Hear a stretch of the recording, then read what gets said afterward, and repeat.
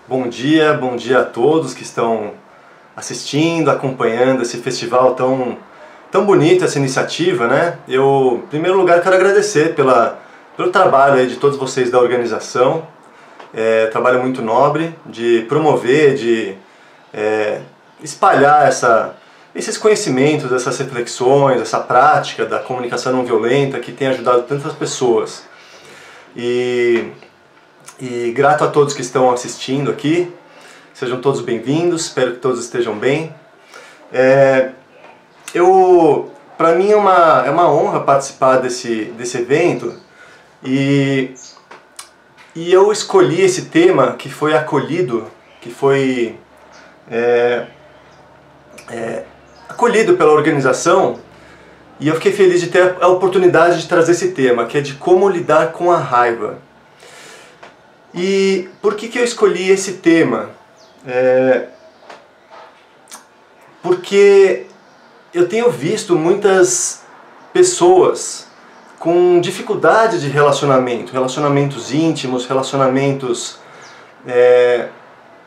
com pessoas que pensam diferente em relação à política, em relação a diversos assuntos. E uma das coisas que a comunicação não violenta promove na gente, que estuda isso, que pratica e que investiga como é que é isso na nossa vida, é essa habilidade de lidar com as nossas próprias emoções e como isso pode ser altamente transformador na nossa vida. Tô vendo o pessoal chegando aqui, sejam todos bem-vindos. Então, assim, falar um pouco de mim, assim, eu já faz alguns anos que eu trabalho com mediação de conflitos, fiz formação em mediação de conflitos na Palas Athena, e formações de comunicação não violenta também, e constelação familiar, direito sistêmico, em como trazer a constelação familiar também para transformação dos conflitos.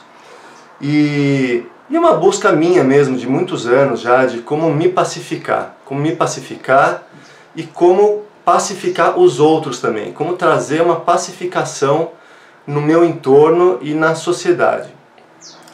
E assim, esse é um ponto muito importante, né? Esse sentimento de raiva. Porque uma coisa que muita gente não percebe são os efeitos que isso tem na vida da pessoa. Quando a pessoa está com raiva, quando ela age, toma atitudes sendo dominada por aquela emoção impulsiva da raiva. O quanto de estrago que isso pode fazer na vida de uma pessoa, num relacionamento, num diálogo, na resolução de um problema social, né? Quando as pessoas agem sendo movidas pela raiva. Então, em primeiro lugar, eu quero dizer assim que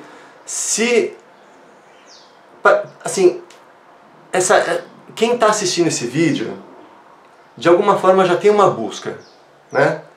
Como lidar com a raiva. Então já quer dizer que a pessoa, né, que já reconhece que tem algo a melhorar nesse sentido, de como lidar, de como que isso pode nos ajudar na nossa vida, né?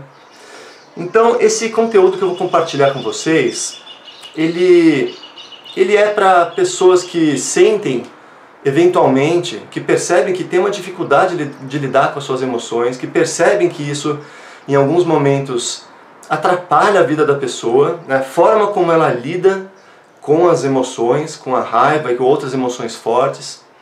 Esse conteúdo que eu vou compartilhar agora também é para aqueles de nós que convivem com pessoas que têm um comportamento difícil, que têm comportamentos impulsivos, que têm comportamentos movidos por raiva em alguns momentos e que isso gera dificuldade na interação, no relacionamento, no convívio. E também para pessoas que ajudam pessoas que sentem raiva. Então, mediadores, pessoas que ajudam pessoas que estão em conflito, né? Mediadores de conflito, advogados, terapeutas, pais e mães, professores que lidam com mediação de conflitos no dia a dia. Então esse conteúdo assim, que eu vou compartilhar com vocês, ele é útil para todos esses públicos, tá? Que eu imagino que vão se interessar por essa palestra. Então assim, em primeiro lugar, a gente tem que entender o que é a raiva, como que ela acontece, como é que é a dinâmica da raiva. E depois eu vou falar um pouco disso e depois eu vou entrar em mais detalhes em 9 habilidades que eu listei aqui, 9 habilidades de como lidar com a raiva no dia a dia, tá? Então, primeiro entender um pouco como é que é a raiva. Uma coisa muito importante, assim, um conceito que eu aprendi na constelação familiar e que depois eu vi que não é algo exclusivo do Bert Hellinger, é uma coisa que já é um conhecimento até que não é tão restrito, né? Já tem muita gente que fala disso, mas muita gente não conhece, então eu acho importante trazer isso para vocês. Que a raiva é um sentimento secundário. A raiva é um sentimento que encobre outros sentimentos. Então, por exemplo, uma criança uma criança pequena, um bebê, que passa por uma experiência de ter a sua mãe ausente por um período prolongado de tempo.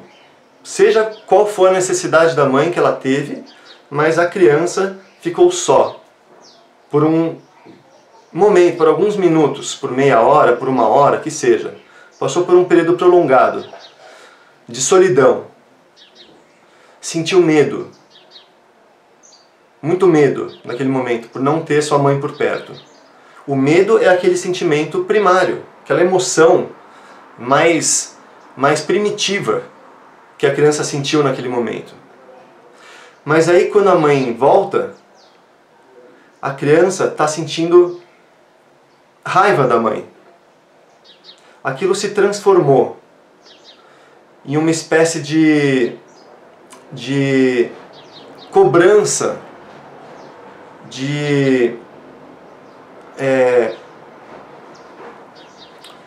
é uma espécie de cobrança, de enxergar como... É interessante eu falar isso porque a criança ainda não tem esse nível de sofisticação mental, né? Mas é um sentimento primário que se transforma, e às vezes é numa fração de segundo, e às vezes é depois de anos de construção mental através de crenças e julgamentos, mas se transforma num sentimento secundário, de raiva. O que é essa raiva? É quando a gente mistura, tem uma série de contaminações, vamos dizer assim. A nossa percepção fica contaminada pelos nossos julgamentos, por crenças que nós temos muitas vezes de que o outro está errado, de que ele não deveria fazer isso, de que o outro é culpado pelo fato de eu sentir medo, né? Então assim, eu vou dar alguns exemplos ao longo da minha palestra, mas eu queria trazer esse conceito básico, que a raiva é um sentimento secundário. Ela encobre outros sentimentos mais primitivos, que são chamados de sentimentos primários, tá? Outra característica que muitas vezes acontece com esse fenômeno, é um fenômeno, né? Esse fenômeno do sentimento de raiva, é que muitas vezes é um sentimento herdado. Às vezes não é um sentimento que é da nossa biografia, da nossa vivência, da nossa existência enquanto pessoa, mas é um sentimento que a gente herda de um coletivo. Às vezes da nossa família, às vezes do nosso sistema familiar, do pai, da mãe, do avô, da avó, de um tio, às vezes de antepassados mais distantes de outras gerações que sentiram alguma emoção forte e que nós herdamos algo que está presente no sistema familiar, e isso se manifesta na nossa vida, né? Mas que é um sentimento herdado, que vem de longe. E às vezes é um sentimento herdado que não necessariamente está no nosso sistema familiar, às vezes está presente num sistema coletivo. Então, por exemplo, pessoas afrodescendentes, né? Pessoas descendentes de... não só, eu não vou falar só descendentes, mas que fazem parte de um grupo. E esse grupo tem uma dor coletiva. Uma dor, por exemplo, do racismo, de discriminação, de se sentir excluído. E essa dor coletiva se manifesta no indivíduo que se identifica com aquele grupo, que faz parte daquele grupo, que pertence àquele grupo. Então, muitas situações de raiva que uma pessoa pode vivenciar, ela está muito influenciada por uma dor coletiva, não necessariamente por uma vivência pessoal dela, individual, mas por uma vivência coletiva. Então é interessante a gente perceber como é que essas coisas acontecem na gente, para a gente ter consciência, para a gente trazer tudo isso para o nível da consciência, para poder lidar com mais consciência com as nossas emoções e com as nossas atitudes. Uma outra característica que eu acho interessante colocar, e que isso eu aprendi com algumas filosofias orientais que eu tenho contato, é que a raiva é uma força ambulante. Uma força ambulante, é uma energia ambulante. O que significa isso? É uma energia transitória. Ela está presente no ar. Existe filosofias orientais, né, o budismo e outras linhas de conhecimento, de desenvolvimento humano, de autoconhecimento, que dizem que existem duas polaridades, né? Eu sei que isso é um assunto um pouco tabu, né? Não vou dizer que é tabu, mas não é tão consistente com o que a maioria das pessoas falam na comunicação não violenta. Mas eu vou tomar a liberdade de mostrar o que eu sou, o que eu acredito, o que eu estudo, porque eu sou influenciado não só pela comunicação não violenta, mas por outras coisas também, outras referências que eu tenho também. Então, assim, eu acredito e eu percebo isso, que existem duas polaridades, né? Exercendo influência sobre as pessoas. Existe uma vibração que é uma vibração positiva, que traz sentimentos positivos, que traz sentimentos de bem-estar, de paz, de harmonia, de amor, né? E existem vibrações energéticas que fazem com que a gente sinta emoções que são com uma vibração mais pesada, uma vibração mais densa. Existem níveis vibracionais das emoções. Então, tem linhas de conhecimento que dizem, né, que existem sentimentos positivos e existem sentimentos negativos. Isso na comunicação não violenta,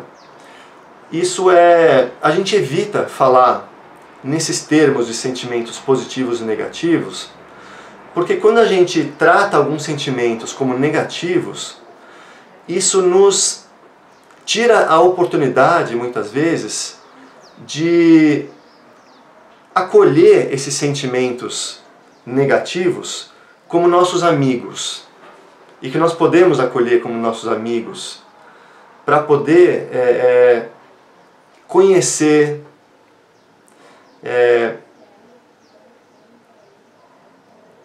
observar, compreender. Porque quando a gente considera algo como negativo, a gente já rejeita. Essa é a tendência. É a gente julgar, a gente rejeitar, a gente excluir E aí a gente perde a oportunidade de aprender com ele, né? Mas assim, cá entre nós, eu procuro conciliar essa compreensão da comunicação não violenta com essa compreensão de que existem sentimentos que efetivamente provocam dano nos relacionamentos, né? E a raiva é um sentimento que provoca dano nos relacionamentos. Então, eu considero como uma energia negativa, tá? Mas que é ambulante, é transitória. Então esse é um conhecimento importante, a gente perceber a transitoriedade dessa energia. Porque em algum momento que a pessoa sente aquilo, ela pode esperar, se ela tiver essa presença de espírito, tiver essa capacidade de presença, de perceber o que está acontecendo, e esperar passar. Porque da mesma forma que vem aquela energia, ela passa, né? E esse é um grande aprendizado, esperar passar a raiva. E eu vou falar disso daqui a pouco em como lidar, né? Como lidar com isso. E uma coisa importante também é a gente compreender que tem um lado positivo também. Mas eu não diria, como algumas pessoas dizem, que a raiva tem um lado positivo. Eu não diria isso. E também não critico quem diz isso, tá? Porque eu sei que tem o seu valor, e eu entendo, e isso é muito útil, essa compreensão de que tem o seu lado positivo. Mas eu vou colocar de outra forma. Eu não vejo que a raiva tem um sentimento positivo. Mas a raiva traz consigo algo muito positivo, que é uma força de ação, é uma força de realização, é uma força de mudança, de lutar por mudança, lutar por algo que nós acreditamos, né? De fazer mudanças no mundo, de fazer mudanças na sociedade, de fazer mudanças nos nossos relacionamentos. Então, a gente pode ter esse olhar apreciativo em relação à raiva, nesse sentido de perceber a força que ela traz e tirar proveito disso. A gente aproveitar essa força para efetivamente fazer mudanças na nossa vida. Então ela tem esse lado positivo, sim. E aí tem uma coisa que eu aprendi, e eu gosto muito de dar crédito para as fontes, né? Então, esses dias eu estava fazendo um curso do Sven e da Carol, que são duas pessoas que eu admiro aí nessa área da comunicação não violenta também. E eles, no curso deles, eles falaram uma coisa que eu achei muito interessante, que tem um estudo de uma pessoa que estudou, eu não lembro o nome da pessoa, mas ela estudou durante muitos anos, e centenas, milhares de casos, assim, para identificar o padrão, né? Alguns padrões que existem nessa dinâmica que é a raiva. E essa pessoa observou uma coisa que está muito consistente com o que nós aprendemos na comunicação não violenta. Existem 3 elementos que são combustíveis. Eu vou usar essa palavra, tá? Eu acho que eles nem usaram, mas eu vou usar essa palavra. Que agem como combustíveis da raiva. Porque a raiva... Por que eu estou usando essa imagem do combustível? Porque a raiva é um fogo. A pessoa começa a pegar fogo com algo que está incomodando, com algo que está oferecendo uma ameaça para ela de alguma forma, e isso gera um calor, um fogo, uma inflamação no seu sentimento, no seu estado interno, e que tem coisas que são combustíveis, que fazem esse fogo crescer, esse fogo da raiva. Uma das coisas é o julgamento, são os pensamentos julgadores. Esse padrão mental que faz a gente enxergar o erro no outro, que faz a gente enxergar a culpa no outro, que faz a gente enxergar o outro como um inimigo, como uma ameaça. E aí eu poderia ficar horas falando a respeito do julgamento, é um tema muito rico, mas eu não vou ocupar tanto tempo agora, porque tem outras palestras muito interessantes nesse festival, recomendo que vocês assistam, que falam disso também. E outras palestras minhas também, quem quiser depois entrar no meu canal do YouTube, tem no meu perfil do Instagram, tem muita coisa falando sobre julgamento. Mas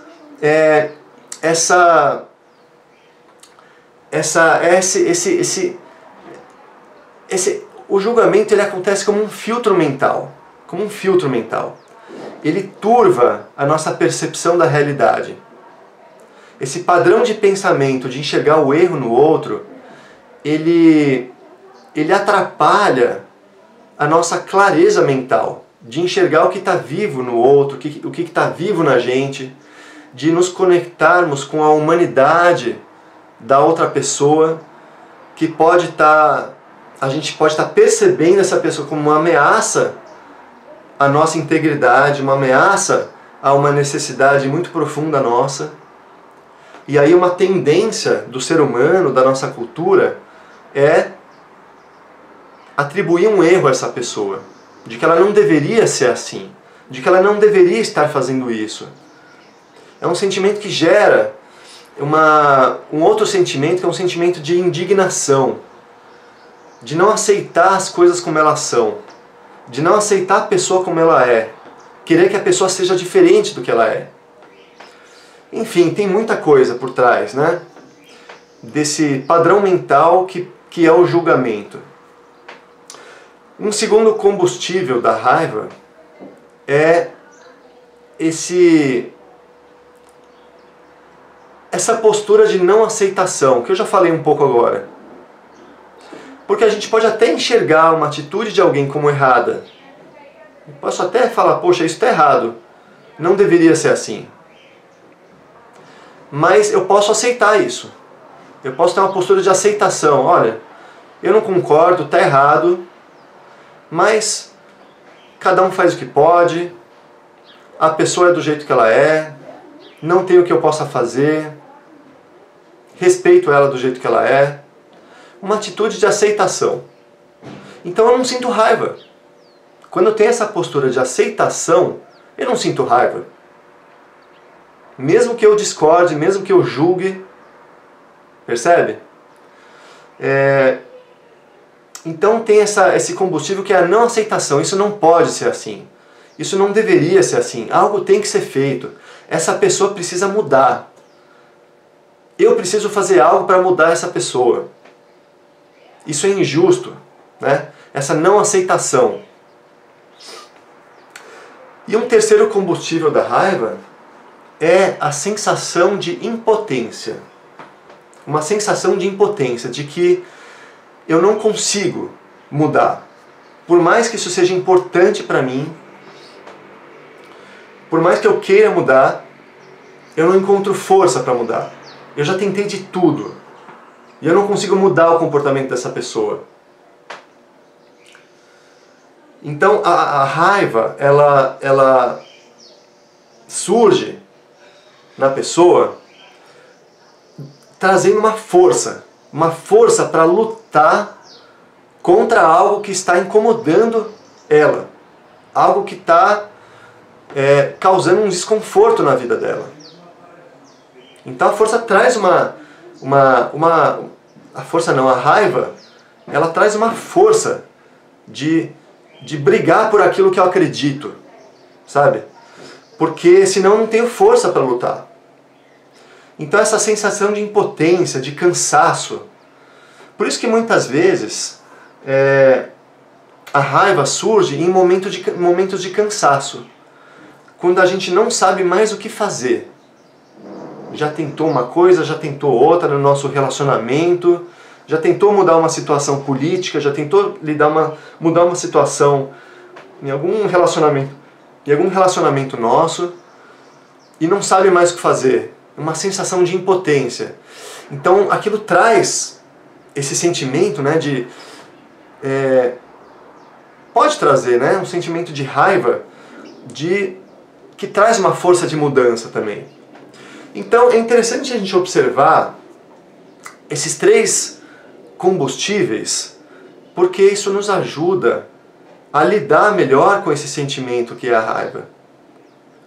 Quando a gente percebe que num momento de raiva, ou depois quando passou, mas a gente fica observando e refletindo e se examinando, e a gente entra em contato, né, com os nossos julgamentos, com os nossos pensamentos, com a nossa sensação de impotência, e a gente reflete sobre isso e percebe, puxa, será que realmente eu preciso agir desse jeito? Ou eu posso buscar outras alternativas que me tornam mais potentes, que me dão mais recursos, que me dão outras estratégias, que me dão outros caminhos para lidar com essa dificuldade de relacionamento, para que eu não me sinta tão impotente assim?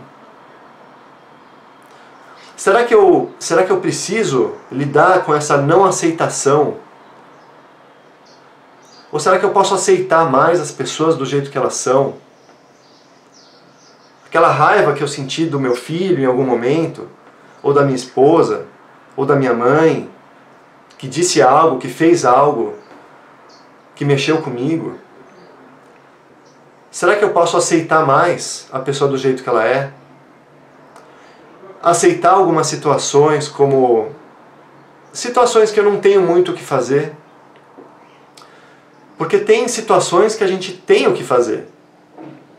E para isso nós precisamos encontrar força, discernimento, recursos para fazer as mudanças que nós podemos fazer no nosso entorno, nas nossas relações, na sociedade.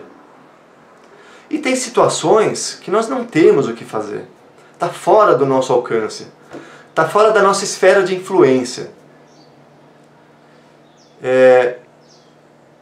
Por exemplo, mudar as pessoas. Qualquer pessoa. A gente não tem esse poder de mudar uma pessoa, né? Então aceitar a pessoa do jeito que ela é, aceitar meus pais do jeito que eles são, aceitar meu filho do jeito que ele isso pode ajudar muito. Me aceitar também com algumas coisas que realmente difíceis de mudar, questões de personalidade, ter uma aceitação consigo mesmo também. Isso nos ajuda inclusive a não ter raiva de si mesmo. Enfim, esses 3 combustíveis: o julgamento, a sensação de impotência e a não aceitação. E aí eu entro no core, né? no coração dessa palestra, que é como lidar com a raiva. E aí eu trouxe 9 habilidades de como lidar com a raiva. Então eu vou falar um pouco de 9 habilidades que eu listei aqui. Primeira habilidade: perceber a emoção quando ela se manifesta. Perceber a coisa quando acontece. Porque essa é uma coisa que atrapalha a vida das pessoas.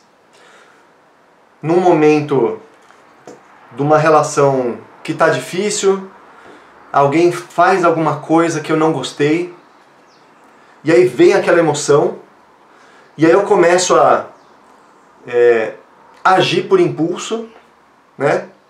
Falar coisas que acabam com a relação, que magoam a outra pessoa, que ofendem a outra pessoa, que causam um estrago na vida, assim, no relacionamento, por uma atitude impulsiva, né? Por estar sendo dominado por aquela emoção. Então a emoção toma de conta, como dizem, né, os caboclos, toma de conta da pessoa.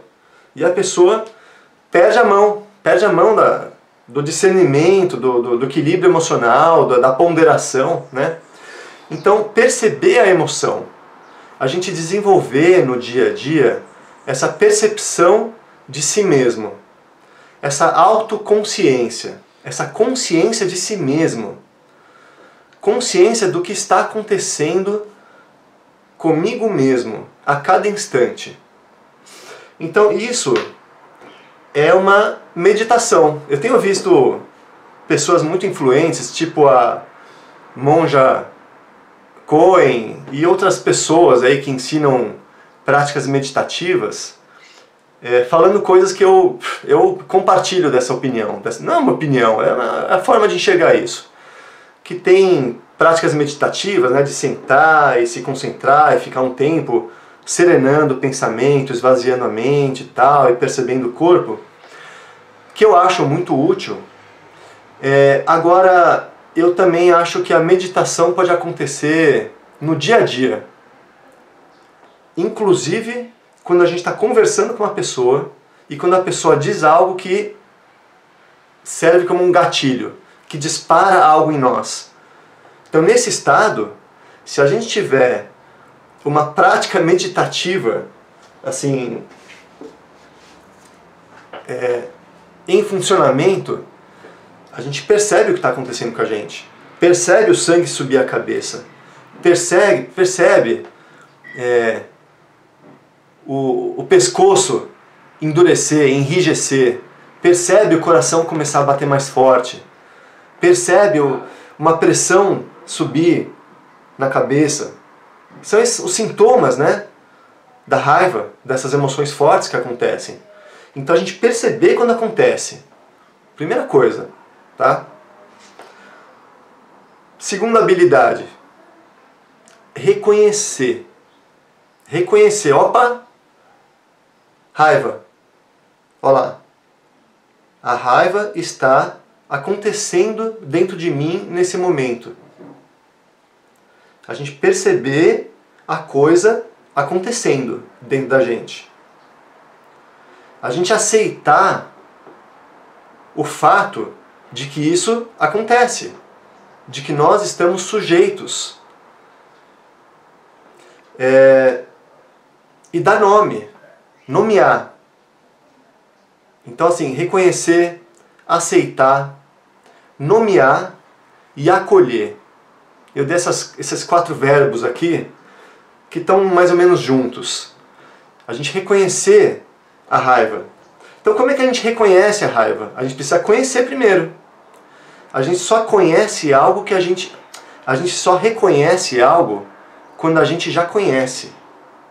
Então cada um pode fazer um exercício de lembrança, de memória, da própria experiência de vida e lembrar situações em que, puxa, naquele momento que eu fiz aquilo, que eu agi daquela forma, que eu tratei a pessoa daquele jeito, eu estava com raiva.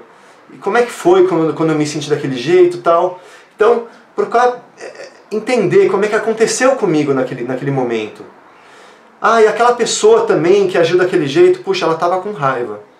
Então a gente começa a conhecer como é que a coisa funciona. E aí quando acontece com a gente, em algum momento, a gente reconhece, porque a gente já conhece. Então a gente reconhece. Opa! Né? E aí aceita. E acolhe. Acolhe a raiva. E é o que eu falei lá no começo. Um grande perigo da gente simplesmente classificar a raiva como um sentimento negativo é a gente não acolher a raiva. É a gente rejeitar. E ter um pensamento assim: não, eu não sinto raiva. A raiva é algo negativo. Eu não sinto essas coisas. Eu sou uma pessoa boa. Eu estou imune. Estou imune daquele tipo de coisa. Então, isso é um perigo, esse pensamento de que eu não sinto essas coisas, sabe? Todos estamos sujeitos. Todos estamos sujeitos. Então, acolher. E esse acolhimento, ele parte de um entendimento também do valor que tem, da utilidade que tem. Vamos dizer assim, ela é útil. A raiva ela pode ser muito útil. Não que a raiva seja positiva. E aí eu tô aqui discordando a fala de algumas outras pessoas que que ensinam comunicação não violenta e tá tudo certo, tá? O importante é entender o benefício que cada conceito traz, tá? A raiva pode ser muito útil, porque ela pode servir, ela tem muita serventia, no sentido de mostrar algo importante para nós. Porque a raiva ela não se apresenta, ela não acontece se não tem algo muito importante em jogo. Ela acontece quando tem algo muito importante para mim que está sendo ameaçado. Algo muito importante para mim que está sendo ameaçado. Isso provoca dá essa força, né, que eu já falei, essa energia. Então, acolher, assim, vem cá, raiva, vem cá, deixa eu te pegar no colo, deixa eu te abraçar. Me conta, raiva, o que você quer me mostrar? Então, eu só consigo ter esse diálogo, vamos dizer assim, não que eu faça esse diálogo nessas palavras, mas é só no sentido figurado, tá? Mas essa intimidade com o sentimento, de trazer para perto e perguntar assim, o que você está querendo me mostrar? Eu só consigo fazer isso se eu acolher, trouxer para perto. Terceira habilidade, silenciar.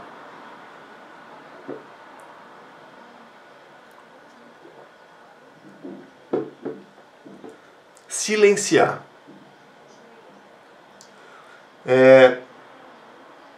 E aí tem alguns níveis desse silenciamento. Um nível mais básico é a gente fechar o zíper, ó. Fechar o zíper da boca. Se a gente vê que tá com raiva de alguém, fecha a boca. Né? Isso também, eu já vi também outras pessoas, né, falando que tem, e eu vejo que tem formas de se expressar, mesmo quando a gente está com uma emoção bem forte, de uma forma menos destrutiva, de uma forma que não ofende a pessoa, que não magoa, quando a gente fala de si mesmo. Tem formas, mas eu não vou explicar isso nesse momento. Eu vou mais na abordagem assim da gente fechar a boca, porque assim é uma coisa que acontece, tá? O que a gente põe para fora, o que sai pela nossa boca, é o que está dentro da gente. A gente não põe para fora através da nossa boca algo que não está dentro da gente, no nosso sentimento, nos nossos pensamentos, né? E aí quando a gente está com uma emoção muito forte de raiva, sim, certeza que a gente está com pensamentos julgadores. A gente está enxergando o erro no outro, a gente está culpando o outro, a gente está indignado com alguma coisa que o outro fez, que o outro deixou de fazer, do jeito da pessoa. E se a gente abre a boca nesse momento, é meio que inevitável que isso saia nas nossas palavras.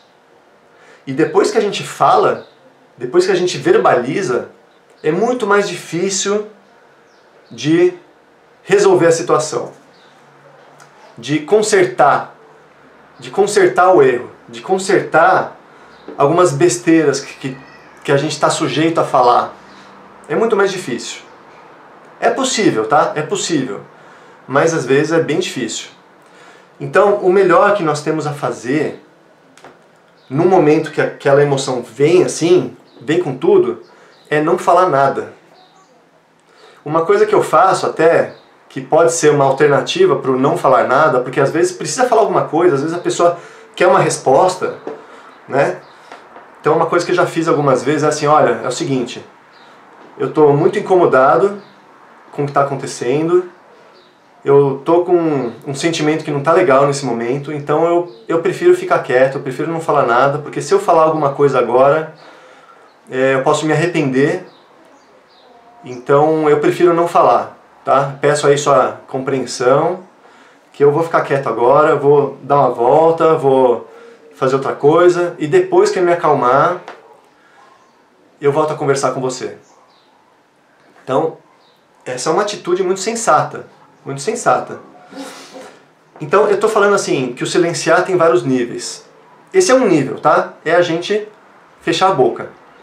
E existe um nível de mais refinamento desse silenciamento.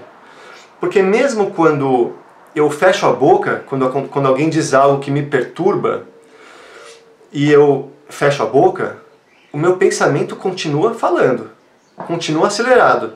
Aquela vozinha interna falando, ela não deveria fazer isso, isso é uma falta de reconhecimento, isso está errado, você deveria falar isso, você deveria falar aquilo, e você deveria fazer tal coisa. Então aquela vozinha interna, através de palavras acontecendo, né, que ela não para tão rápido. Demora um tempo para silenciar essa voz interna. Então é interessante perceber esse barulho interno que acontece quando a gente está com uma emoção mais forte. Não é só as palavras que saem da nossa boca. É o fluxo mental. É toda a agitação mental que acontece. Porque existe uma relação de influência muito forte entre o que a gente sente e o que a gente pensa. O nosso pensamento e o nosso sentimento, eles estão muito relacionados. Um influencia o outro, a todo instante. Então, se tem algo que alguém faz que representa uma ameaça, alguma necessidade minha, aquilo vai gerar um impulso, né? E esse impulso vai provocar pensamentos.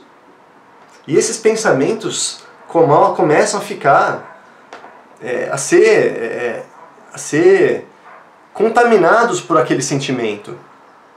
Então o sentimento de raiva provoca pensamentos julgadores. E a recíproca é verdadeira. Pensamentos julgadores também provocam um sentimento de raiva. Alimentam a raiva, como eu disse, né, que é um combustível da raiva. Então, se a gente puder prestar atenção nos nossos próprios pensamentos e perceber como que esses pensamentos estão alimentando aquele sentimento. E observar. Só observar. Isso é um exercício que eu faço com muita frequência. Quando algo me perturba, eu fico observando. Observando o que está acontecendo comigo, com o meu corpo, com o meu pensamento, né? E respirando, esperando passar.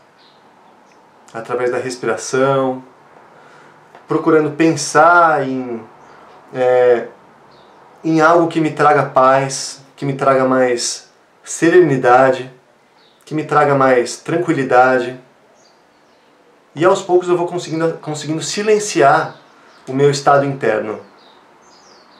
Então essa é uma habilidade que a gente pode desenvolver. A habilidade de se silenciar. Tá? Quarta habilidade.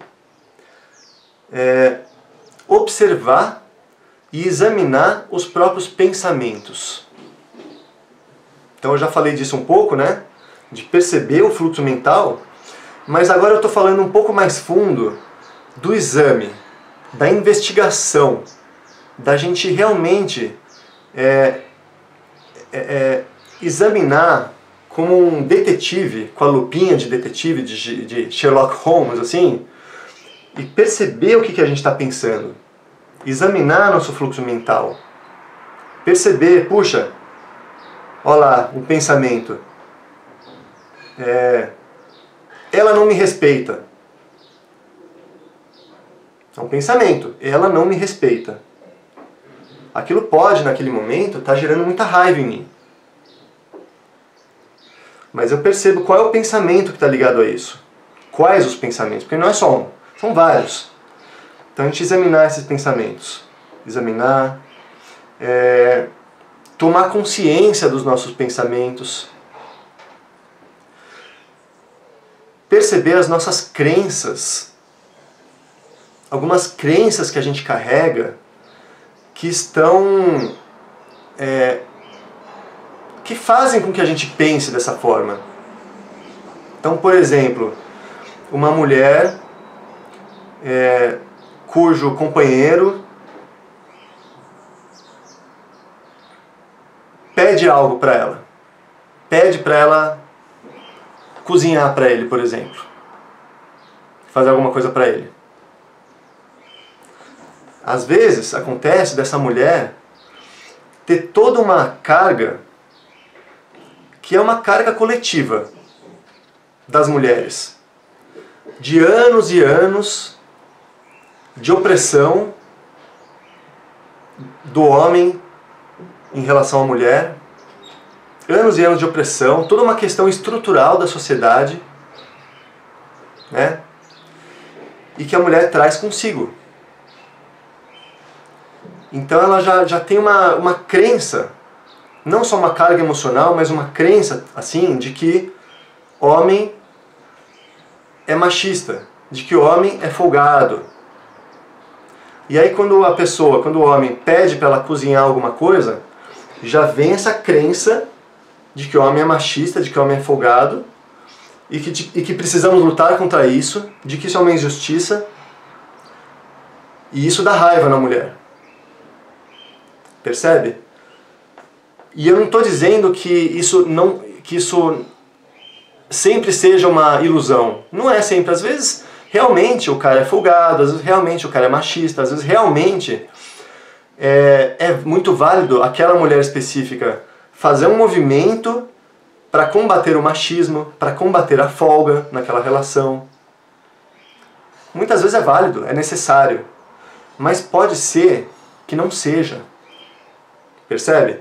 Pode ser que não seja uma realidade, pode ser que seja algo que é dela. Ela traz consigo essa crença coletiva, esse incômodo coletivo, essa dor coletiva, e aí projeta no outro. Ele é folgado, ele é machista, na forma de julgamento, né?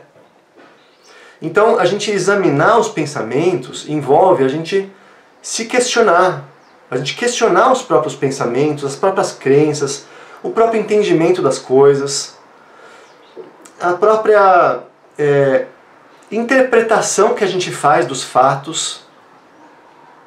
Acontece uma coisa, a pessoa diz algo que me gera um desconforto, e aí eu faço interpretações a respeito da pessoa, do que ela é, do que ela deixa de ser. Eu faço interpretações a respeito do caráter dela. Eu faço interpretações, tiro conclusões a respeito das motivações dela. Ela está querendo me ferrar, ela está querendo me puxar o tapete, ela está querendo me expor na frente do meu chefe. Então eu acho que eu parto da premissa de que eu sei quais são as motivações da pessoa. E muitas vezes eu estou enganado. Muitas vezes eu estou equivocado. Não é nada disso. Eu tiro conclusões a respeito da pessoa. Infundadas. Às vezes pode até estar certo, tá? Minhas conclusões, minhas interpretações. Mas o que eu observo é que na maioria das vezes as pessoas se enganam com as suas interpretações, com as suas avaliações em relação aos outros. A maioria das vezes as pessoas se enganam. Então a gente examinar os próprios pensamentos... Ai, peraí que tá me dando uma dorzinha no pescoço aqui. A gente examinar os próprios pensamentos, isso parte de uma postura de humildade, no sentido de se perguntar: meu Deus, será que eu estou certo? Será que eu estou certo na minha avaliação? Será que eu estou certo na minha interpretação dos fatos? Será que a minha percepção do que está acontecendo está realmente coerente com a realidade do que está acontecendo? A percepção da outra pessoa pode ser diferente da minha, e também pode estar certa, pode ser válida. E eu aqui achando que eu estou certo, ela está errada, né? Eu posso até estar equivocado nas minhas conclusões, achando que eu estou certo, né? Então, essa investigação dos próprios pensamentos, isso é muito útil, muito útil. Quinta habilidade.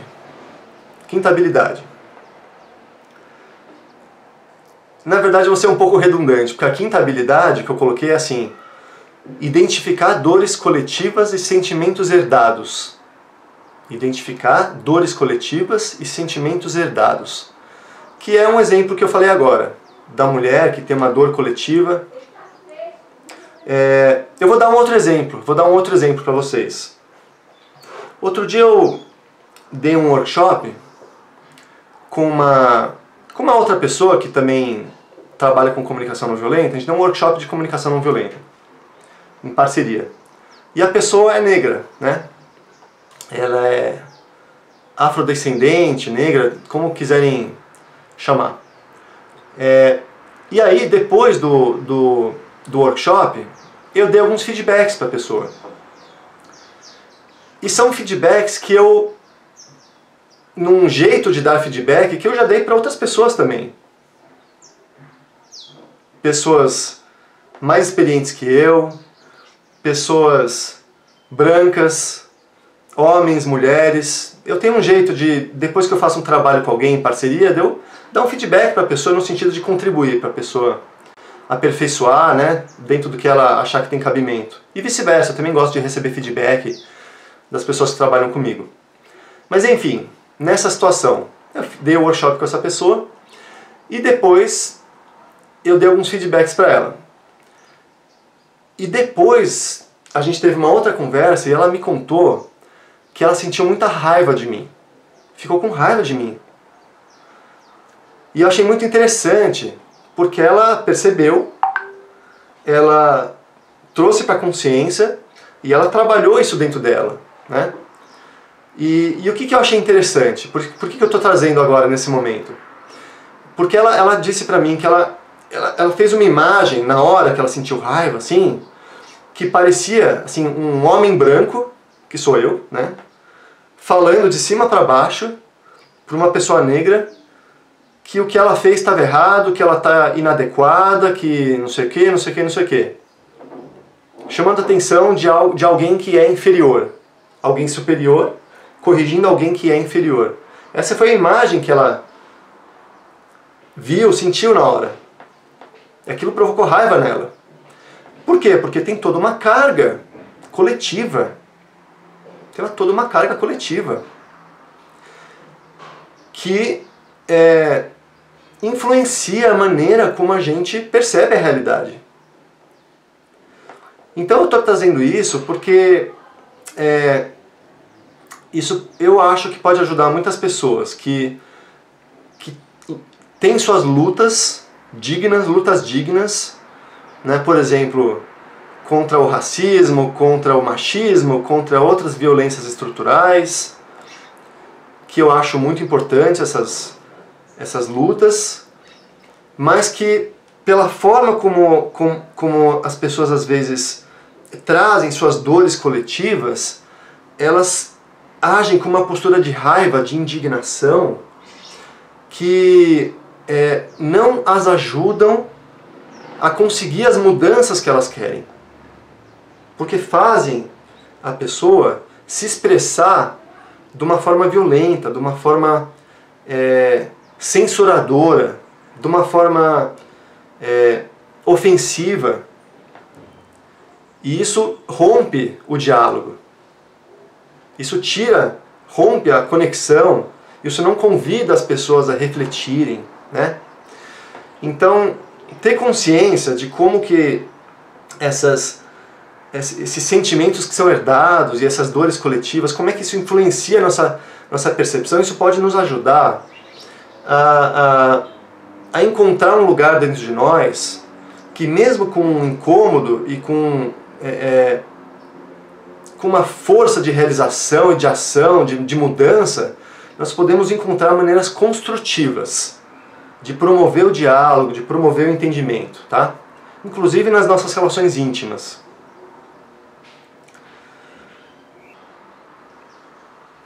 A Letícia está colocando uma reflexão muito importante aqui, Letícia Penteado. Amiga minha, tá? Gosto de você, viu, Letícia? Colocou uma questão interessante aqui. Dessa questão estrutural, né? Que nós não podemos só esperar da pessoa que está numa situação de mais fragilidade, por exemplo, uma pessoa negra, né? Que ela tenha essa atitude de compreensão e tal, e que quem está numa posição de privilégio pode também desenvolver esse olhar empático, né? E eu acho muito legal, eu concordo com isso. E uma coisa não exclui a outra. Eu vejo que uma coisa não exclui a outra.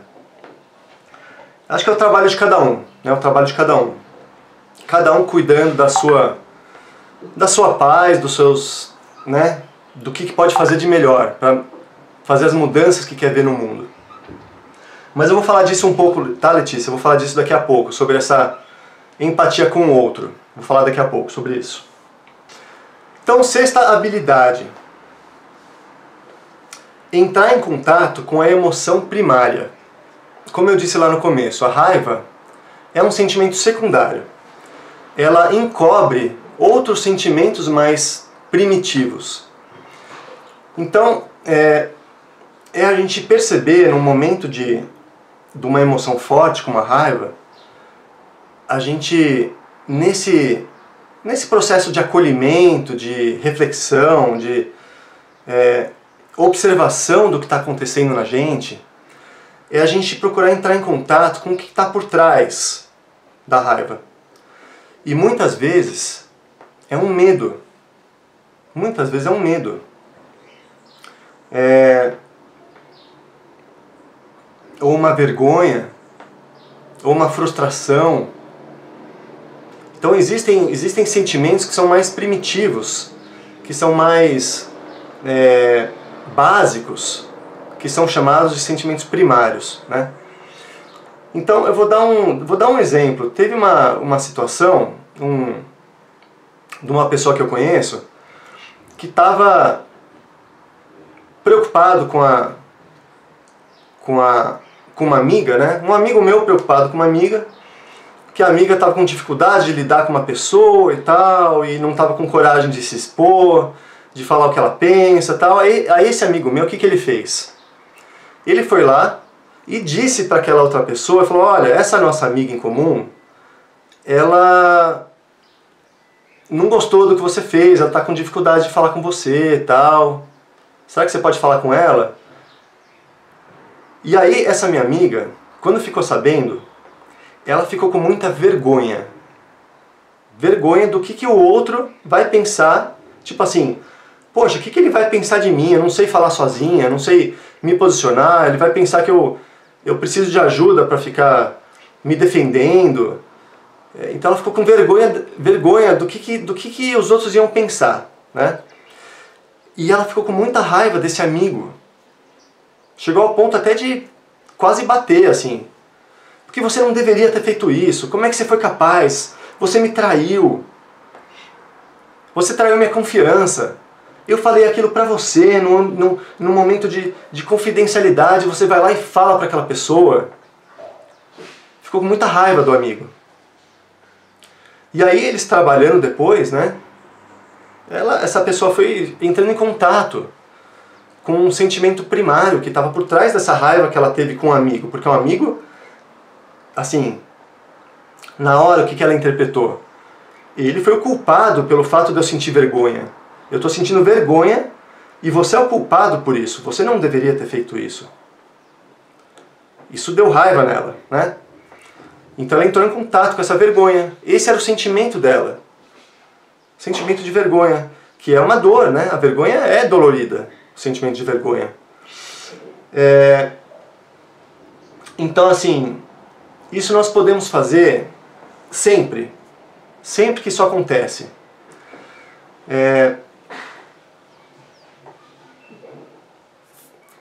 Deixa eu dar um exemplo meu.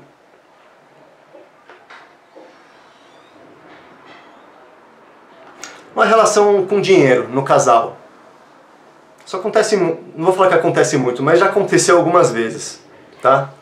aqui em casa e acontece com muitas pessoas que eu sei. Então, algumas situações da nossa vida aqui, que a minha esposa fez um uso do dinheiro que eu não aprovava, que eu não concordava, né? De aplicar o dinheiro em coisas que para mim não eram importantes e que eu ficava muito incomodado com isso porque eu estava preocupado, né, com a nossa situação financeira. E aí, em alguns momentos eu me posicionava apontando que eu não concordava com aquilo e ela não gostava do meu jeito de ficar assim, como se eu quisesse ficar controlando a vida dela e tudo mais, e né, isso já deu muito pano pra manga aqui em casa, e graças a Deus hoje a gente já amadureceu um tanto de coisa nesse sentido. Mas assim, o que eu quero dizer? Que numa situação específica, em que ela falou, você fica querendo controlar minha vida, tal, isso me deu raiva, já senti raiva em algumas ocasiões, com esse assunto do dinheiro no casal. E depois, refletindo sobre isso, examinando meus sentimentos, examinando meus pensamentos, sabe, eu percebi que por trás daquela raiva tinha um sentimento de frustração, por não conseguir ter um controle que eu gostaria de ter, um domínio que eu gostaria de ter sobre as nossas finanças. Me dava um sentimento de medo de faltar dinheiro, medo de ficar sem. Me dava um sentimento de solidão. Olha lá, eu tô falando uma série de sentimentos que são sentimentos mais primários, mais básicos, né? Solidão, me senti só. Pô, eu tô sozinho nessa. Preocupado aqui com o nosso sustento, com a nossa sustentabilidade, né?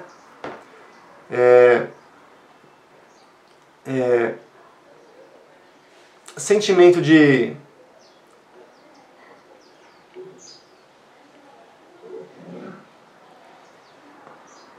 assim, basicamente isso, tá? Mas assim, quando a gente entra em contato com essas emoções primárias, e isso que eu tô falando, gente, eu tô falando assim, palestra, tal, mas eu já vivenciei isso em constelação familiar, por exemplo. Isso é um movimento muito comum dentro de uma constelação familiar, tá? A pessoa chega com uma questão em que ela tem uma raiva da outra pessoa. E aí o terapeuta, o constelador, ou o mediador, que sabe usar esses recursos da constelação na mediação de conflitos, tem alguns exercícios que ele pode fazer que ajuda a pessoa a entrar em contato com as emoções primárias, com o medo, com a solidão, com a tristeza, com a frustração. E à medida que isso acontece, a pessoa sai daquela postura de raiva, de ataque, de cobrança, de querer algo do outro, sabe? Que está tudo relacionado com essa postura de raiva. Porque ela entra em contato consigo mesma. Então, quando a gente treina a nossa atenção, isso é um treino da atenção. A gente pode treinar a nossa atenção para que a gente coloque a nossa atenção em nós mesmos. Menos colocar atenção no que o outro fez de errado e mais colocar atenção no que está acontecendo comigo. Que aí eu vou parando de sentir raiva e vou entrando em contato com as minhas emoções mais primárias. E isso é muito importante no processo de transformação dos conflitos, de transformação de como a gente lida com os conflitos.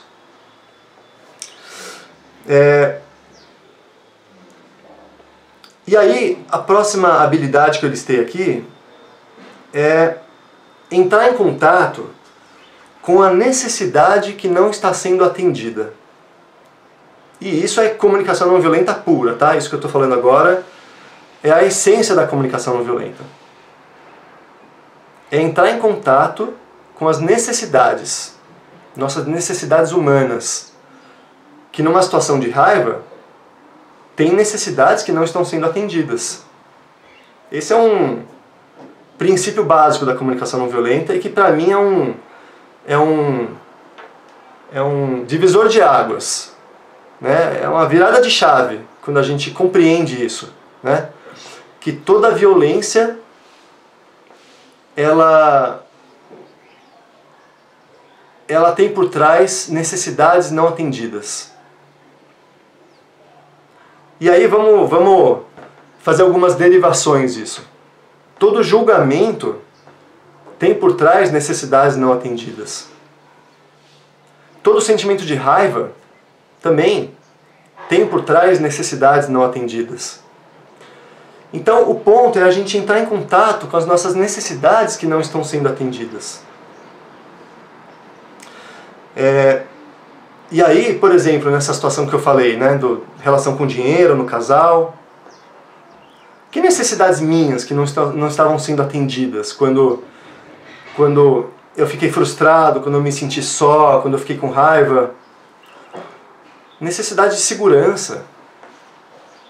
Eu precisava me sentir seguro, eu preciso me sentir seguro. Todo mundo precisa se sentir seguro, é uma necessidade humana, comum, né? Essa necessidade estava sendo ameaçada por aquela situação do uso do dinheiro fora do, né? Enfim, vocês entenderam do que eu estou falando, né? Um uso, é que se eu for falar uso irresponsável já entra um julgamento, mas só para vocês entenderem, é o uso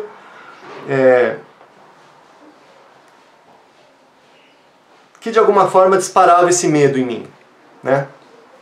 Então, necessidade de segurança, necessidade de apreciação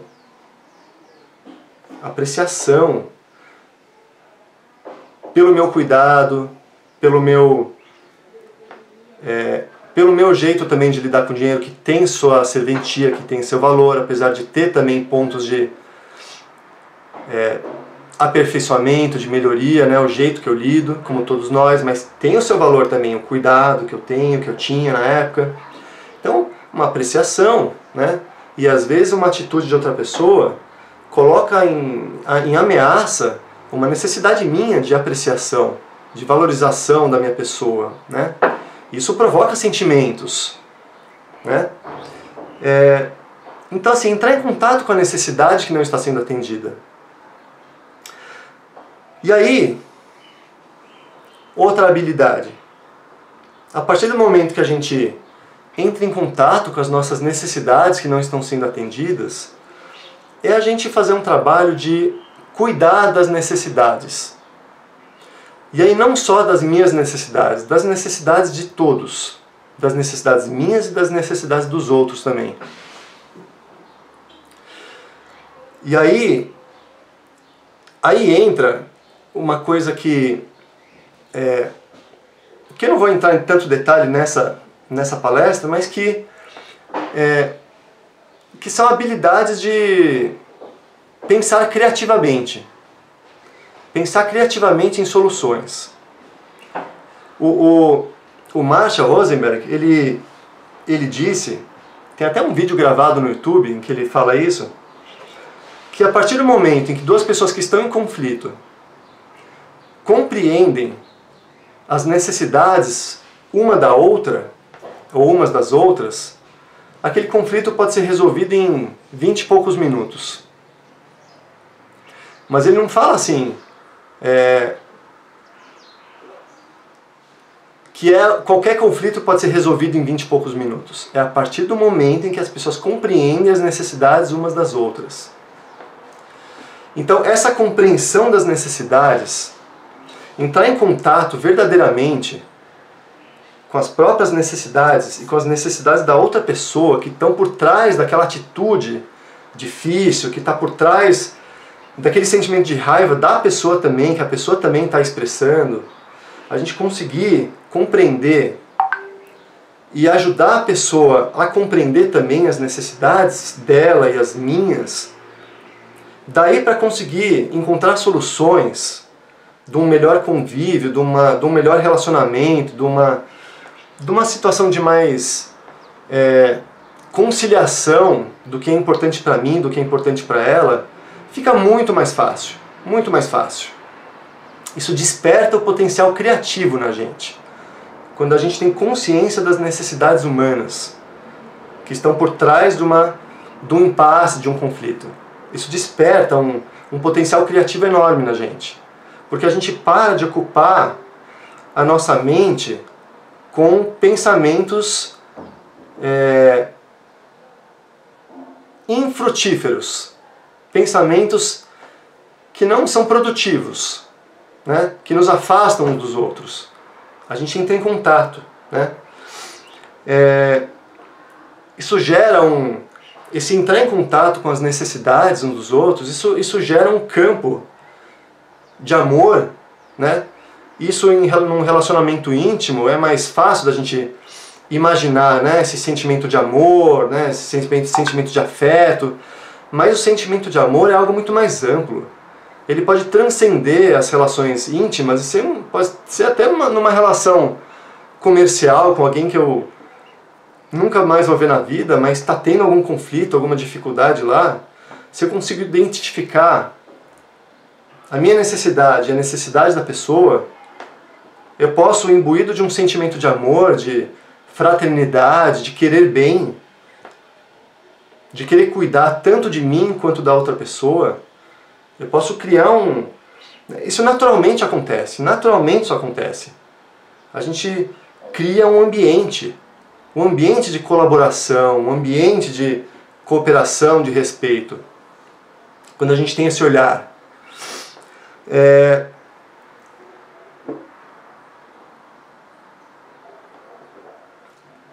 E aí, é a gente diversificar as estratégias. Por que acontece muitas vezes? A gente tem por exemplo, eu tenho uma necessidade de reconhecimento. Eu tenho uma necessidade de reconhecimento por alguém. Alguém que eu quero que essa pessoa tenha mais reconhecimento por mim. Que ela me valorize mais. Que ela reconheça mais o meu valor, a minha contribuição. E aí eu fico preso nessa crença de que eu preciso que essa pessoa me reconheça mais. Que essa pessoa aprecie o meu valor. Acontece que isso é uma estratégia que eu encontrei até então de ter uma necessidade atendida. Ou seja, ter uma necessidade de reconhecimento. Mas a estratégia que eu encontrei é buscar o reconhecimento nessa pessoa. Só que o reconhecimento dessa pessoa não é a minha necessidade. Essa é uma estratégia. A minha necessidade é o reconhecimento. É a valorização. É a apreciação. Isso é uma necessidade, todo mundo tem essa necessidade. Mas eu não preciso dessa pessoa para ter essa necessidade atendida. Então eu posso diversificar as minhas estratégias. Eu posso conseguir atender essa necessidade que eu tenho de muitas formas. Muitas formas. A partir do momento que eu me desapego, que eu aprendo, né? Que é uma coisa que tem na comunicação não violenta, que essa é a distinção entre estratégia e necessidade. Esse é um dos conceitos básicos da CNV. Que também é uma virada de chave. É uma virada de chave, essa compreensão. Então, a partir do momento que eu compreendo isso, eu consigo aceitar mais quando eu não consigo obter de uma pessoa aquilo que eu preciso para ter minha necessidade atendida. Paciência. Às vezes a pessoa não tem para dar. Às vezes a pessoa não tem para oferecer aquilo que eu preciso, aquilo que eu quero, que eu gostaria de ter, que eu gostaria de receber dessa pessoa. Então eu posso procurar em outra pessoa. Eu posso procurar em algo que traga aquela satisfação em mim, que traga que me atenda, que traga o atendimento daquela necessidade que eu tenho. Eu posso encontrar em mim mesmo também. Por exemplo, o amor, né? o amor? A gente quer ser amado, a gente precisa ser amado. Uma necessidade humana, assim, fundamental. A necessidade de sentir-se amado. E aí quando a gente não se sente tão amado por alguém, às vezes isso é muito dolorido. Muito dolorido. Mas uma coisa que eu observo, que eu percebo, e isso tem muito a ver com aquela oração de São Francisco, não sei se vocês conhecem, acho que muita gente aqui conhece, oração de São Francisco, que ele fala: Senhor, fazei de mim um instrumento de vossa paz. Aí ele fala muitas coisas bonitas nessa oração, e ele fala assim, como é que é? Faz com que eu procure mais amar do que ser amado. E isso é interessante como isso acontece. Como que a prática do amor, né, quando a gente pratica isso, quando a gente dá o amor, a gente expressa isso no cuidado, na consideração, no respeito, enfim, tem muitas expressões do amor, mas quando a gente expressa, aquela energia do amor, aquela força que o amor tem, fica circulando dentro da gente. Quando a gente expressa o amor, quando a gente faz, pratica, aquela força fica circulando dentro da gente. E a gente se sente atendido também com essa necessidade de amor. Então, é um fenômeno da natureza isso que acontece também. Quando a gente dá, a gente recebe. E às vezes não é da pessoa, da própria pessoa, a gente recebe da vida. Recebe da vida. E aí, por fim, a última habilidade, que eu chamei de orelha de girafa. Aí fazendo uma homenagem a esse símbolo, essa simbologia que o Marshall trouxe na comunicação não violenta, que a girafa é um animal que ele usou para representar a comunicação não violenta. Então o que é essa orelha de girafa? E aí eu estou fazendo uma ponte com o que a Letícia trouxe nos comentários aí. É a gente reconhecer os sentimentos e as necessidades por trás de um comportamento difícil. Não só de um comportamento difícil, por trás de qualquer comportamento, tá? Mas numa situação dessa, de um conflito difícil, de agressão, de violência na relação, em que a raiva está presente, né? A gente colocar a nossa orelha de girafa aqui, no sentido de se propor mesmo, se colocar nesse lugar, de compreender os sentimentos daquela pessoa, o que ela está sentindo, o que está fazendo ela agir daquele jeito, o que está motivando ela a falar desse jeito comigo. Então tem sentimentos por trás. Ela pode estar frustrada com alguma coisa, ela pode estar com medo, né? Então se eu me coloco nesse lugar de compreender o ser humano, eu posso, digamos assim, dar um desconto com a atitude, com as palavras que ela está usando, que às vezes podem até ser muito ofensivas. Eu posso fazer um movimento de jiu-jitsu aqui, né? A pessoa aqui falando palavras ofensivas para cima de mim, eu desvio das palavras ofensivas, deixo passar e me conecto com a pessoa, com o que está vivo nela, com o que ela está sentindo, com as necessidades dela que estão por trás desse comportamento dela. Então, isso é o desenvolvimento de um olhar empático, de uma postura empática, de um querer compreender. Então, porque não é só como que a gente lida com a raiva quando acontece com a gente. É como a gente lida com a raiva que às vezes acontece com outras pessoas que convivem com a gente, né? Então, eu gosto de usar essa imagem do fogo, né? A raiva sendo um fogo pegando fogo, né? Aquela coisa inflamada. E como é que a gente faz para apagar esse fogo? Para serenar, para trazer serenidade para a nossa relação, para conseguir dialogar, para conseguir tratar dos assuntos que a gente precisa tratar com respeito, com calma.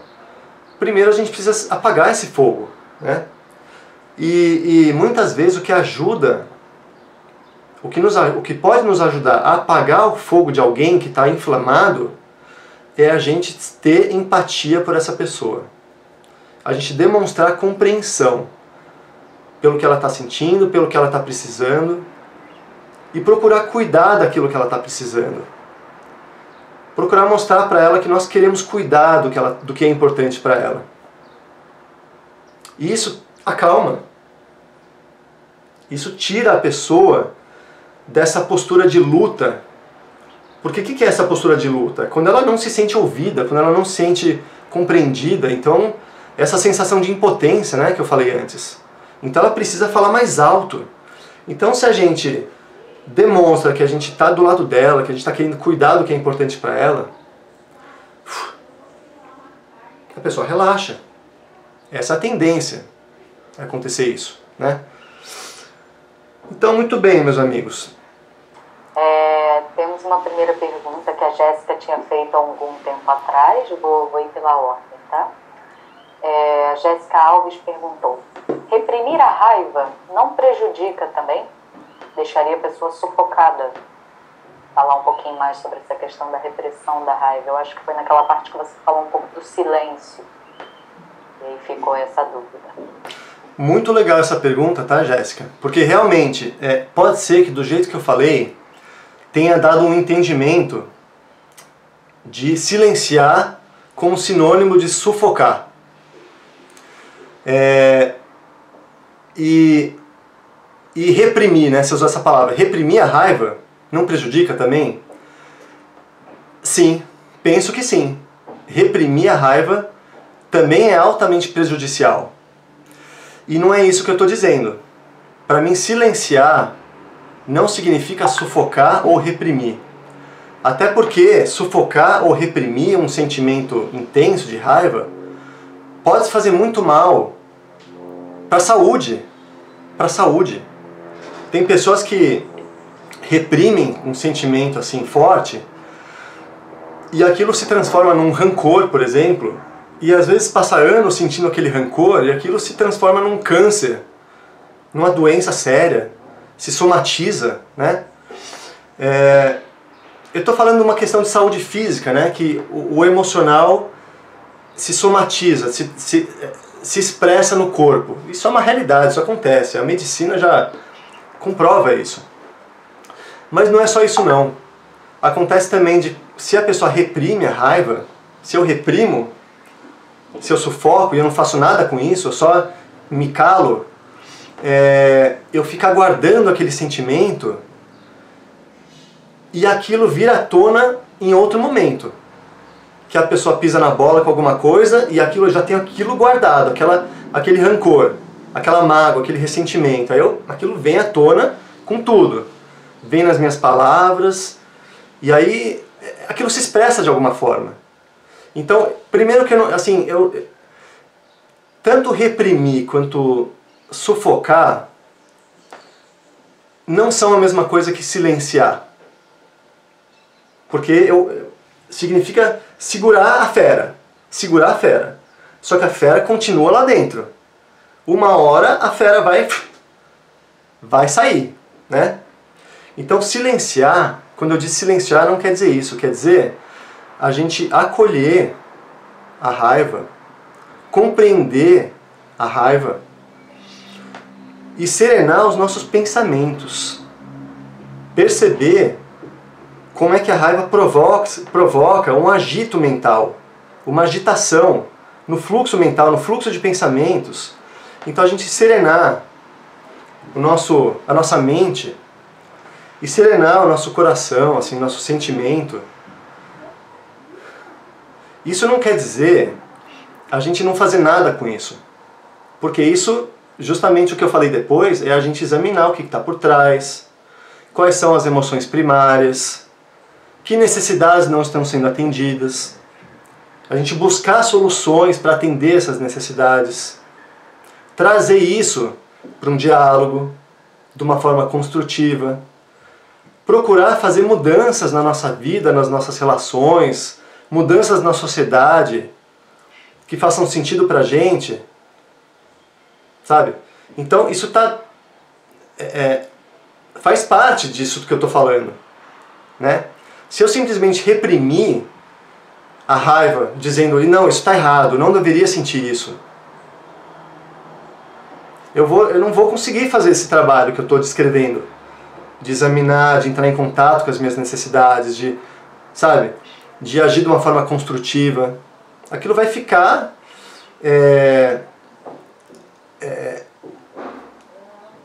minando a minha energia. Aquela raiva sufocada vai ficar minando a minha energia, né? Então, mas é muito importante você perguntar isso. Eu não vejo que nós devemos fazer isso, de reprimir a raiva. É muito importante reconhecer, acolher, sabe? E cuidar. Cuidar. Sim. Perfeito, querida. Obrigada. Acho que isso, inclusive, já responde a pergunta da Marília, que ela disse: Marshall Rosenberg fala do alto custo dos sentimentos não expressos. Poderia falar um pouquinho sobre isso? Acho que já foi meio que junto, né? Já, essa da Letícia você já tinha respondido meio que na hora. Fiquei feliz com essa colocação que você fez. Do machismo? Isso é uma parte muito importante da CNV, né? Esse acolher empaticamente, falar um pouco das orelhas de girafa, coloquei até um insight ali no chat. Aí temos uma outra pergunta bem interessante da Tânia Lopes, e ela disse: quando a raiva é percebida além de alguém, quando ela vem de um movimento sistêmico familiar, por exemplo, da ética indígena, você poderia falar um pouco mais sobre?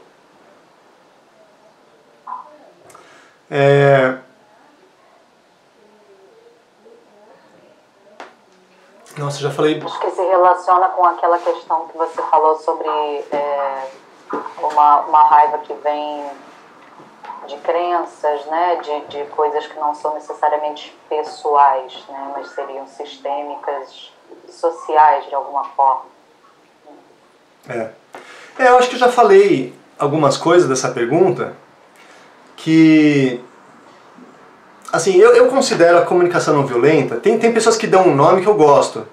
Eu não sei se o Marshall dava esse nome, tá? Mas eu gosto, eu já dei inclusive alguns workshops meus, que é uma comunicação consciente, né? Fazendo como se fosse assim um sinônimo. Comunicação não violenta é uma comunicação consciente, que traz consciência. É uma abordagem que traz consciência pra gente, em vários aspectos.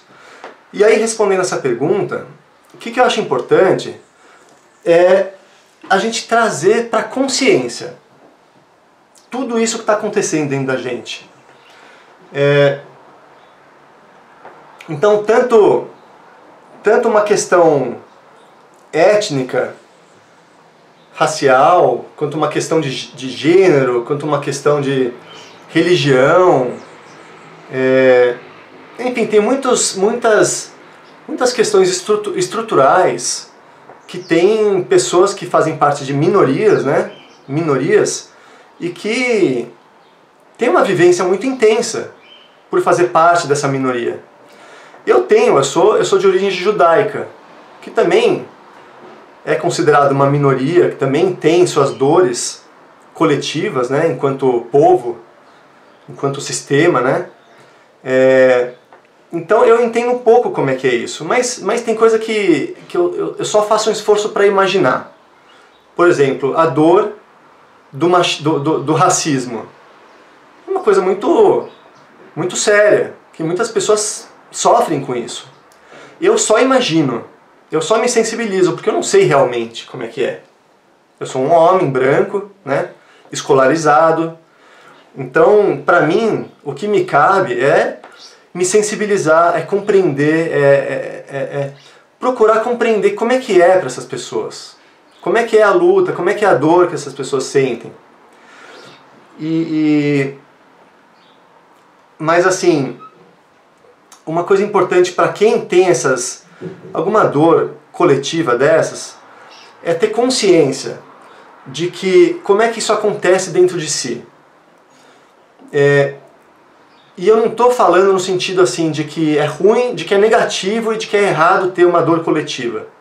Ela simplesmente ela simplesmente acontece, é um fenômeno. Faz parte da natureza humana. Esse senso de pertencimento a um grupo, a um coletivo, a um sistema, faz parte da natureza humana.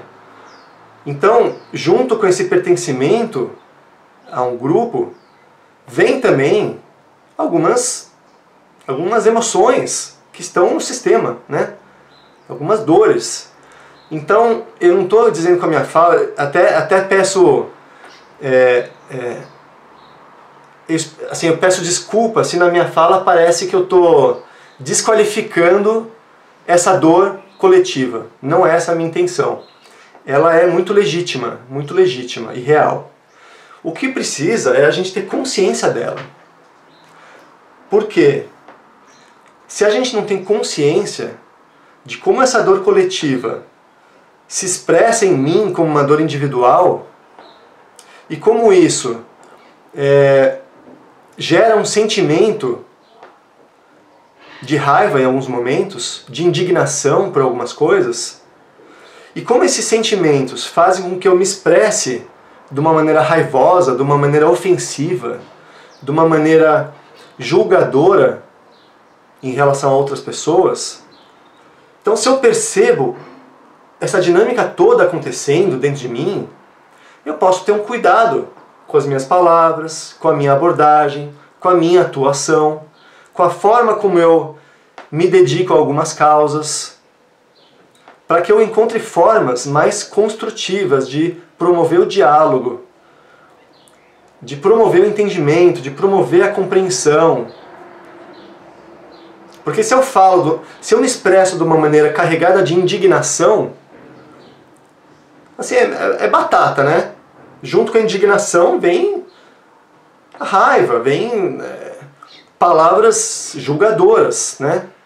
Palavras ofensivas. Isso não promove diálogo.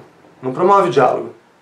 Então o que eu estou trazendo é um convite para tomar consciência disso, para que cada um encontre formas mais produtivas.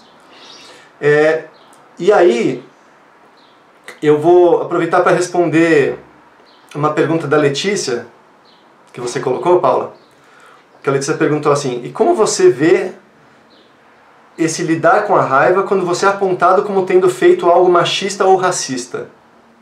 Então, como é que eu, que sou branco, que sou homem, né? Como é que eu lido quando alguém com raiva se expressa para mim com raiva porque dentro dela ela está combatendo o machismo por algo que eu fiz e provocou nela essa percepção de que eu sou machista, ou por algo que eu fiz que provocou nela essa percepção de que eu sou racista, por exemplo. E a pessoa está com raiva e falando com raiva, né? Então isso tem a ver com o que eu falei no final, desse olhar, essa orelha de girafa. Eu posso me colocar no lugar de compreender, de procurar imaginar o que está por trás de uma palavra ofensiva, de uma atitude violenta, de uma atitude raivosa.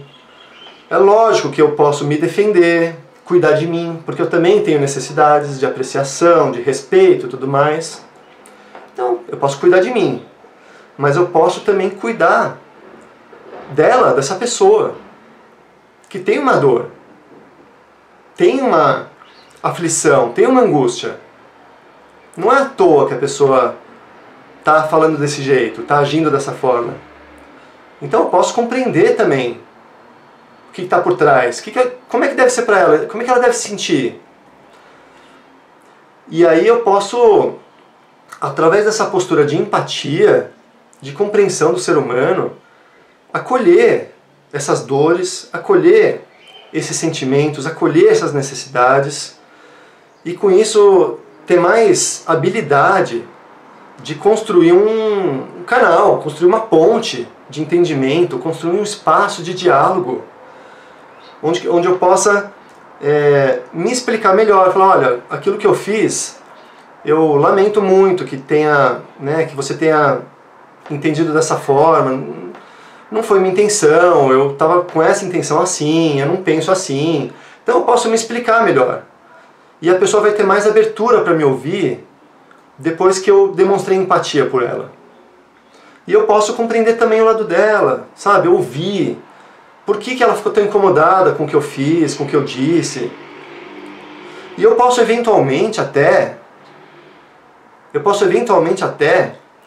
reconhecer que eu fiz algo que realmente foi machista. Ou que realmente foi racista. Posso eventualmente até reconhecer isso. Tendo esse espaço de diálogo com uma pessoa que apontou algo para mim, eu posso reconhecer, eu posso ter humildade. Por que não? Né? Preconceitos todos temos. Né? Então, eventualmente eu posso até expressar isso de alguma forma, algum padrão machista, algum padrão racista, e reconhecer isso, e conversar com essa pessoa, e mostrar que mesmo tendo algumas coisas que são estruturais, que eu sou um ser humano, que eu tenho o meu valor também, que eu não sou essa atitude, que eu não sou essa fala que eu tive, que não foi apropriada em algum momento. Eu não sou aquilo. Eu sou muito mais que isso. Né? Então, tendo esse espaço de diálogo, a gente pode construir uma paz, né? Pode construir muito mais coisas boas nas nossas relações, na sociedade. Sim, vamos lá. Espero ter respondido sua pergunta, tá, Letícia?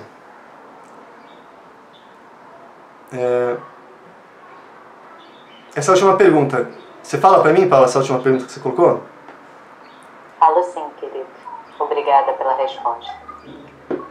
O Nilton Machado perguntou: tem algumas linhas terapêuticas que orientam extravasar a raiva de alguma forma, gritando, pulando, etc. Isso não ampliaria a força da raiva? Como você vê isso?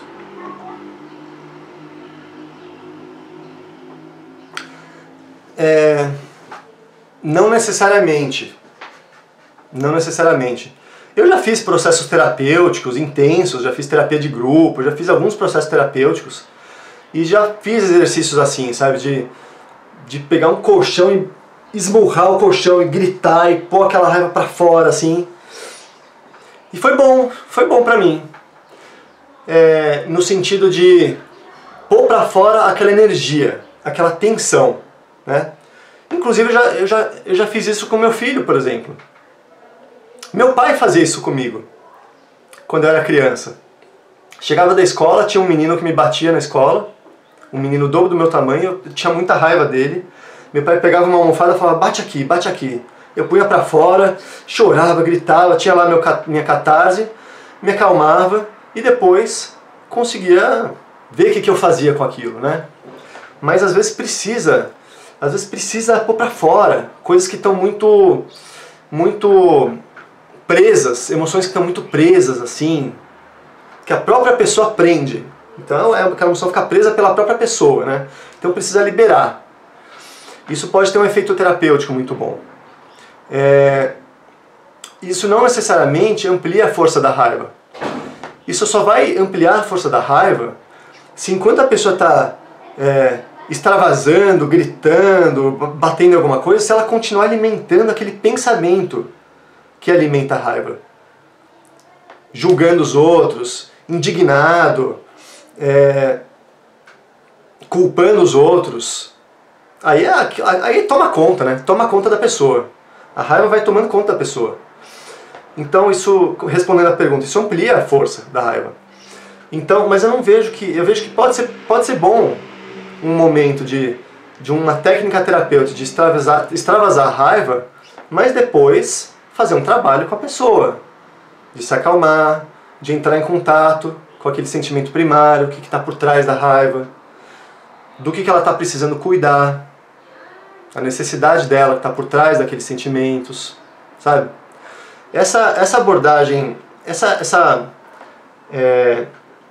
base de comunicação não violenta, essa compreensão da comunicação não violenta, pode ser muito útil num processo terapêutico. Muito útil. Eu estou estudando agora Carl Rogers, que foi o precursor da psicologia humanista e foi uma das grandes referências do Marshall Rosenberg. E ele traz muito isso, como essa coisa da empatia de aceitar a pessoa com tudo que ela traz, sem perder a apreciação incondicional por aquele ser humano, como isso abre um espaço terapêutico muito potente no processo de autotransformação, sabe? Então recomendo muito para quem trabalha com terapia, aprenda a comunicação não violenta. Isso é uma base riquíssima para o processo terapêutico. Eu quero agradecer, quero terminar aqui minha palestra agradecendo a presença de todos que estão aqui, das pessoas que vão assistir depois também, que eu acredito que algumas pessoas vão assistir depois.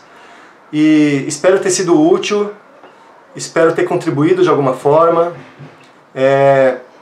Se eu disse alguma coisa que pegou assim, que vai muito diferente do que vocês já ouviram de outras pessoas, que vocês estudam da comunicação não violenta e que vocês não concordam, eu estou super disposto a dialogar, né?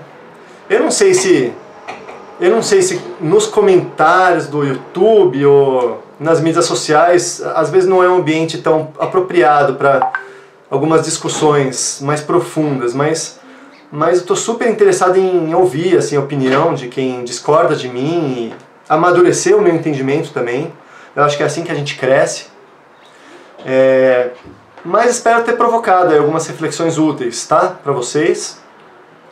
E é isso, muita gratidão, viu, Paula? A você, a Letícia, ao Pedro, a Daniele, não sei se eu estou esquecendo de alguém, da organização.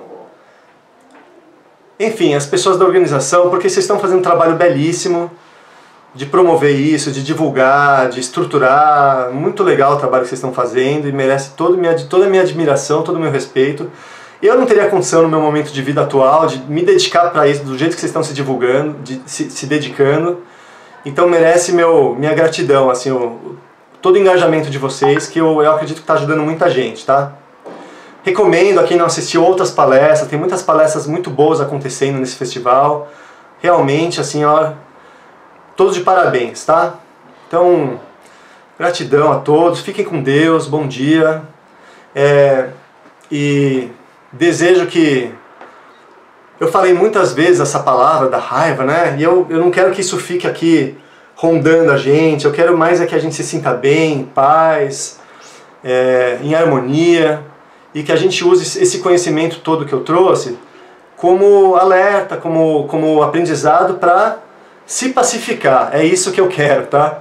Não quero que a gente fique sentindo raiva, não. Eu quero que a gente se pacifique. Esse é meu desejo, tá? Paz para todos e fiquem com Deus. Um grande abraço para todos. Paula, quiser fazer um fechamento?